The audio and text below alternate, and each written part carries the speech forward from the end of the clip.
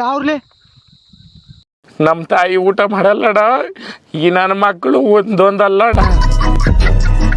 ಎಲ್ರಿಗೂ ನಮಸ್ಕಾರ. ಊಟ ಮಾಡ್ಕೊಂಡು ಲೈಬ್ರರಿಗೆ ಹೋಗಿ ಬಸ್ ಸ್ಟ್ಯಾಂಡಿಗೆ ಹೋದೆ. ಅಲ್ಲಿಂದ ಸೀದಾ ಲೈಬ್ರರಿ ಹತ್ರಕ್ಕೆ ಹೋದೆ. ಲೈಬ್ರರಿ ಕದಾಕಿತ್ತು, ವಾಪಸ್ ಬಂದೆ. ಆಮೇಲೆ ರಾಕಿ ಸಿಕ್ಕ ಮದರ್ಗೆ ಅಂತ ನಿಂತ್ಕೊಂಡೆ. ಫೋನ್ ಹೊಲ್ದಕ್ಕೆ ಅಂತ ಹೇಳಿದ. ಫೋನ್ ಮಾಡಿದೆ, ಫೋನ್ ಪಿಕ್ ಮಾಡಿಲ್ಲ. ನಾನೇ ಹೋದ್ರೆ ಹೋಗ್ತಾ ಇದ್ದೆ. ಹೋಗ್ಬೇಕಾದ್ರೆ ಫೋನ್ ಅಪೋಸಿಟ್ ಬಂದ. ಬಗ್ನೆ ಎತ್ಕೊಂಡು ಸೀದಾ ಅವ್ರ ಹೊಲಕ್ಕೆ ಹೋದ್ವಿ.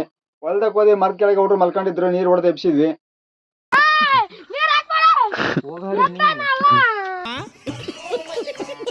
ಆಮೇಲೆ ಪವನ್ ಆಗ್ಲಿಗೆ ಕ್ರಾಸಿಂಗ್ ಮಾಡಿ ತೋರಿಸ್ತಿ ಬಂದಿದೆ, ಕರ್ಕೊಂಡು ಹೋದ.